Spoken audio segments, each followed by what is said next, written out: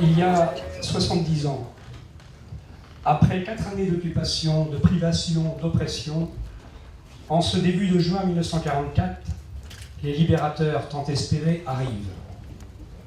On les annonce dans le Pas-de-Calais, c'est en Normandie.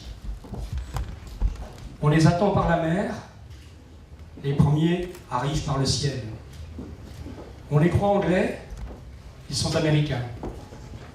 Plus de 15 000, largués du ciel par parachute ou par planeur.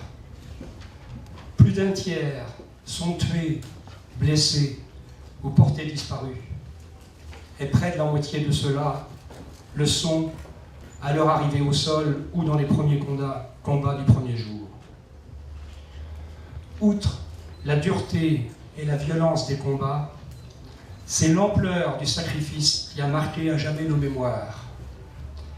Ici, personne n'a oublié les 14 000 croix blanches et autant de familles éprouvées, dont les fils ont reposé ici dans 3 cimetières provisoires jusqu'en 1948. Pour leur exprimer notre infinie gratitude, qu'a été créé en 1964 à l'initiative du docteur Masselin, maire de Sainte-Mère-Église, le musée Airborne. Un premier bâtiment en forme de parachute y abrite un planeur Waco et de nombreux souvenirs offerts par les vétérans ou leurs familles. 20 ans plus tard, pour le 40e anniversaire, en 1983-1984, M. Constant, maire de Sainte-Mère-Église et président de ce musée, inaugurait un second bâtiment, lui aussi en forme de parachute, contenant un avion Douglas C-47 ayant participé aux opérations du D-Day.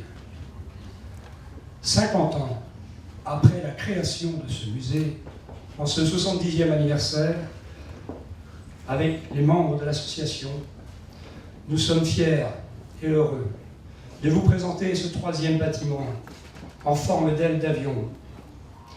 Il abrite un C-47, mais celui-là, vous le verrez de l'intérieur. Il abrite également un petit avion d'observation, un Piper Cub, ainsi que quelques scènes que je vous invite à découvrir. Ce nouveau bâtiment, appelé Neptune, en proposant une mise en scène innovante et originale, en tout cas nous l'espérons, a vocation à sensibiliser et intéresser les nouvelles générations, souvent plus sensibles à des modes d'expression plus audiovisuels. Ouvert depuis un mois, les réactions de ce public nous laissent penser que nous avons atteint notre objectif, mais vous en jugerez par vous-même. Je ne serai pas plus long, mais simplement je voudrais adresser un grand merci à toutes celles et tous ceux qui se reconnaîtront dans l'accompagnement de ce projet.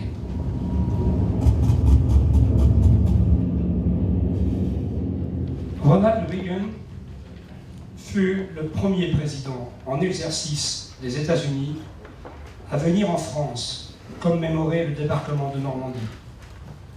Son propos, adressé aux vétérans en 1984 depuis la pointe du Hoc, reste le discours fondateur de ces cérémonies qui, depuis, se répète à l'échelle internationale en présence de tous les chefs d'État concernés tous les 10 ans. C'est en cette mémoire que la fondation Ronald Reagan, présidée par son fils Michael Reagan, ici présent, a souhaité apporter sa contribution à l'édification de ce nouveau bâtiment du musée Airborne, évalué à 1 400 000 €. Nous partageons les mêmes buts, honorer la mémoire de nos libérateurs, ne pas vous oublier, vous nos amis vétérans, présents aujourd'hui, ni aucun de vos camarades, qu'ils soient vivants ou disparus. Tous méritent notre respect et notre gratitude éternelle. Vive l'amitié entre nos peuples, vive l'amitié franco-américaine.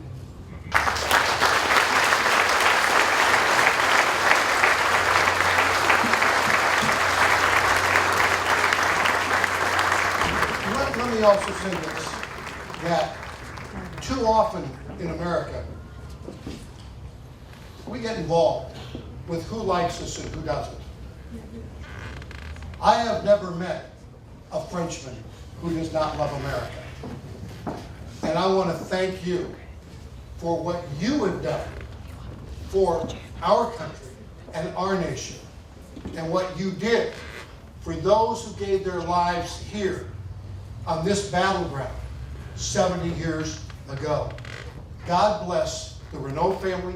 God bless the mother of Normandy, Simone Renault, who showed the love and the kindness and the gratitude of a nation.